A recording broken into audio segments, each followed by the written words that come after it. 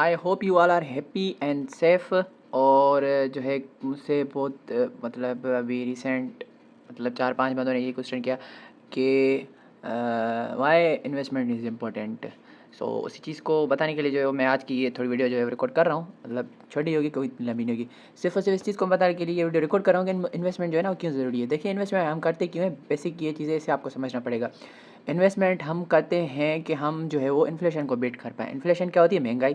महंगाई की जो है वो रफ्तार दिन ब दिन बढ़ती रहती है, ठीक है? वो आपके पैसे को दिमाग की तरह खा रहा होता है, ठीक है ना? महंगाई किस तरह से खा रही होती है, मैंने इधर देखें यहाँ पर मैंने सरमाया की जो है वेबसाइट खोली हुई है। अगर आप सर्च करोगे जो है वो अपना सरमाया.pk तो आपके सामने ये वेबसाइट आ जाएगी। आपको क्या करना है, देखें इधर स्टॉक्स में आप आ जाओगे। उसके बाद जैसे आप स्टॉक्स में आओगे तो इधर डिप्रिसिएशन कैलकुलेटर है। आप जैसे डिप्रिसिएशन कैलकुलेटर को ओपन करोगे देन आपको यहाँ पर देखें एक मिला होगा कि कैश इन रुपीज़ आप एंटर करें। देन यहाँ पर आपको लिख रहा होगा कि स्टार्टिंग ईयर आप क्या है।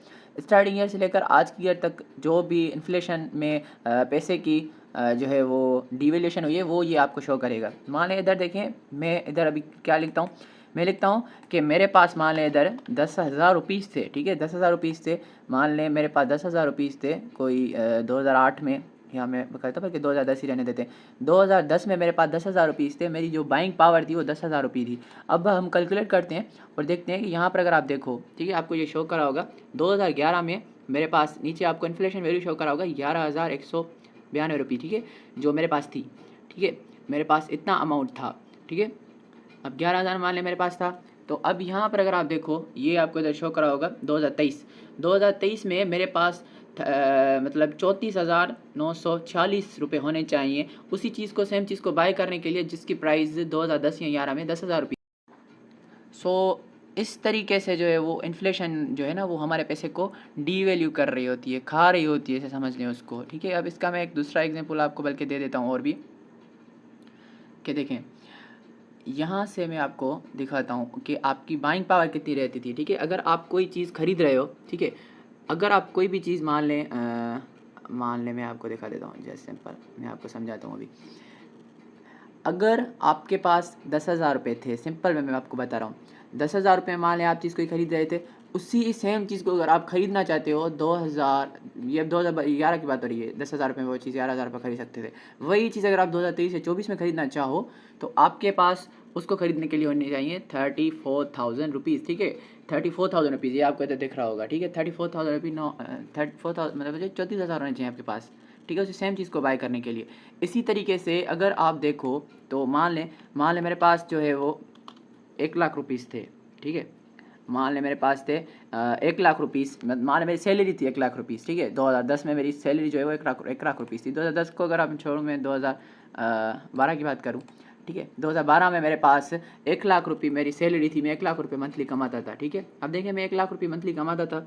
2000 ये देखिए 13,000 शो करा है और मैं आपको नीचे इन्फ्लेशन वैल्यू भी दिखा रहा होगा, ठीक है? 1,00,000 रुपये जो है वो मैं कमाता था, ठीक है? इसमें 7,000 ये आगे कुछ अमाउंट लिखी हुई है, ठीक है ना?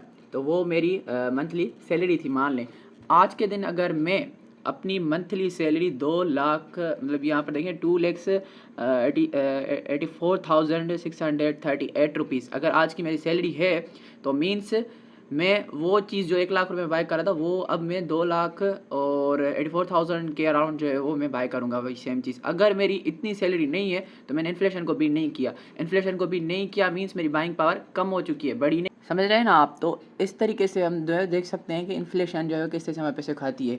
अगर मैंने जैसे ये यहाँ पर बात कर रहा था, अगर 1,00,000 रुपये मेरी सैलरी थी तो अगर आज मेरी सैलरी 2,84,000 के अराउंड है तो मीन्स मैंने इन्फ्लेशन को बीट किया है। अदरवाइज़ मेरी बाइंग पावर कोई अच्छी खासी नहीं बढ़ी। अगर मेरी इतनी सैलरी भी है, मान लें, ठीक है, मेरी इतनी सैलरी है तो मेरी सैलरी बढ़ी नहीं बल्कि वो सेम ही है, क्योंकि इसकी बाइंग पावर सेम है।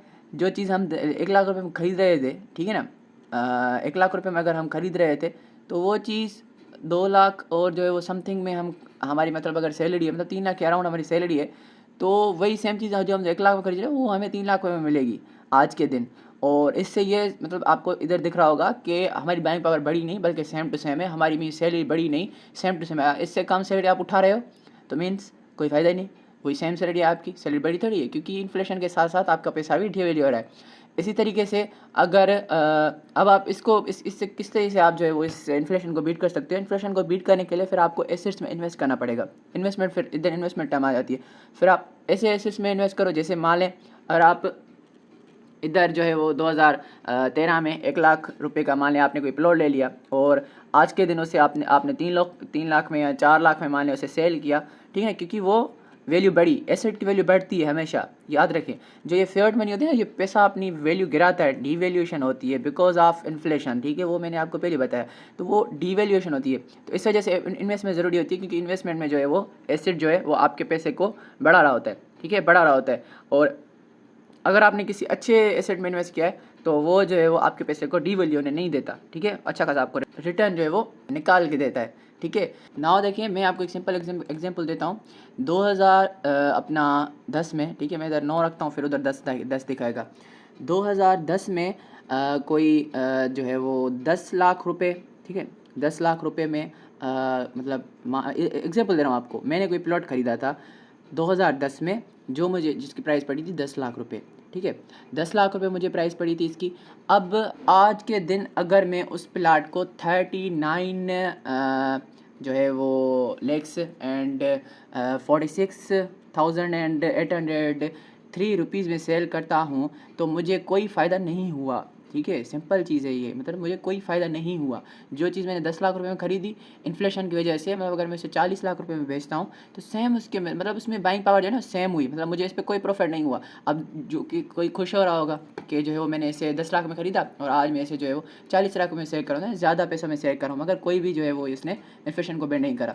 अगर उसे 50 लाख में जो है वो सेल करता है तो भी उस पर मतलब उसने उस 10% उसने कमाया, ठीक है ना। उसने अपने पैसे को 5 गुना नहीं कर दिया, 5 गुना नहीं कर दिया, मगर उसने सिर्फ और सिर्फ 10% प्रॉफिट बनाया। इसे कहते हैं अकाउंटिंग में जो है वो हम इसे जिससे अकाउंट करते हैं तो वो इस तरीके से अकाउंट होता है, ठीक है। तो इस तरीके से इन्फ्लेशन जो है वो काम करती है और आपके पैसे को डीवैल्यू करती है। जब आप अपना पैसा बैंक्स में रख लेते हो ना, बस सिर्फ और सिर्फ ऐसे ही कैश में, तो वो क्या होता है, आपका पैसा उधर डीवैल्यू हो रहा होता है, दिन ब दिन डीवैल्यू होता है, वो अपनी वैल्यू गिरा रहा होता है, ठीक है। आप इस तरीके से अपना चेक करके देख सकते हो इधर आके सरमाया की वेबसाइट पे, स्टॉक्स में जाके और डिप्रिसिएशन कैलकुलेटर में आके, ठीक है। अगर मैं इधर से नीचे आऊँ तो ये आपको इधर सारे ईयर्स की दिखाएगा कि किस किस ईयर में कौन कौन सा इन्फ्लेशन रेट था, फिर डिप्रिसिएशन वैल्यू क्या हुई और फिर इन्फ्लेशन वैल्यू की वजह से क्या वैल्यू जाके बनी, ठीक है। तो वो आप इधर से पूरा आके देख सकते हो, बल्कि आप इधर से फिर पढ़ भी सकते हो। अच्छी वेबसाइट बहुत बनाई हुई है कि व्हाट इज इन्फ्लेशन क्या है, हाउ टू कैलकुलेट इन्फ्लेशन, बहुत सारी चीज़ें जो है वो आपको इधर यूएसए वर्ड और उन सारी इन्फ्लेशन इकोनॉमी जो है वो हमारी देखें जो है पाकिस्तान की इन्फ्लेशन जो है वो बहुत ज़्यादा ग्रो हुई है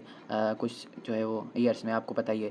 तो इस तरीके से आप इन्फ्लेशन को ट्रैक कर सकते हो, देख सकते हो, और अपनी एसेट्स के मुताबिक जो है वो हिसाब किताब लगा के आप इस चीज़ को काउंट कर सकते हो कि क्या जो है वो हम इन्फ्लेशन को बीट कर रहे हैं कि नहीं कर रहे, ठीक है। इस चीज़ से आप देख सकते हो। उसके अलावा अगर आप इधर देखो तो ये मैंने आपको पहली वेबसाइट बताई थी जहाँ से आप वेल्स को ट्रैक कर सकते हो। मैंने इधर देखिए वेल्स को सिलेक्ट करा हुआ है। आप यहाँ पर आप देखो कोई 69,357 पे जो है वो अच्छे खासे बिटकॉइन की बाइंग एंड सेलिंग हुई है। इसके अलावा यहाँ पर आप देख लो खुद कि कौन कौन सी जगह पे जो है बिटकॉइन की बाइंग हुई है, जिसकी वजह से बिटकॉइन पंप करा है, ठीक है। 71,000 पे भी हुई है। उसके अलावा यहाँ पर जो है वो अच्छी खासी हुई है। मीन 71,000 पे भी एक अभी ऐसे प्राइस कोई चढ़ी है 71,000, तो यहाँ पर 71,000 पे भी बाइंग हुई है because of their price pump करे जा रही है, ठीक है। सो इस चीज़ को भी आप देख लीजिएगा, और कॉइन्स भी अच्छी चढ़ रहे हैं। तो इस तरह से आप इन्फ्लेशन को देख सकते हो, and because of that inflation is very very very necessary and important, ठीक है।